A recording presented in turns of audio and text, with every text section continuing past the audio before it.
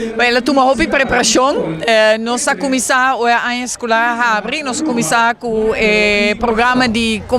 competência de deporte escolar. Então, a escola com a qualificar, a estava presente para a abertura de Olimpíada escolar. Que isso significa que comparar com antes, com competência não estava acaba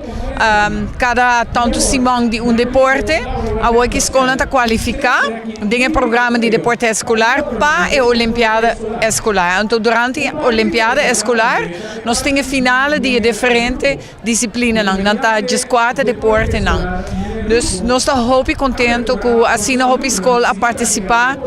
que estava presente em defilé, deporte não, em defilé. Então, nós estamos felizes e contentes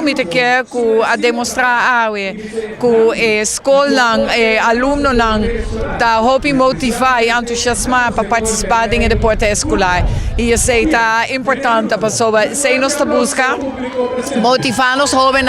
para estar ativo para praticar deporte. Bom, eu estou contente, eu estou orgulhoso que depois de 8 anos seguro, Olimpíada Escolar está back. Agora tem abertura oficial caminho de atendência está outra massal. Essa aqui está llenando com satisfação para mirar assim o maior treinador, docente,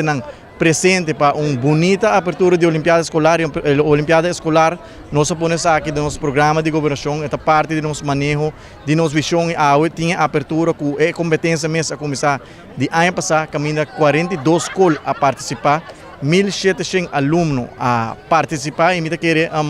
deporte é um instrumento hobby importante no desenvolvimento de ser humano, nós quer para a comunidade participar ativamente na atividade física, no deporte, e aí nós pensa que a Olimpíada Escolar segura algo que o estimular tudo muito não que a nossa futura geração de manhã para participar de competência sano contra outro, e aí me dá muito contente que a Olimpíada Escolar está back e final está começar a entrando de manhã, a abertura oficial entrando de manhã e final está começar oficialmente, e a clausura está dia 17 de junho, que me quero agradecer seguro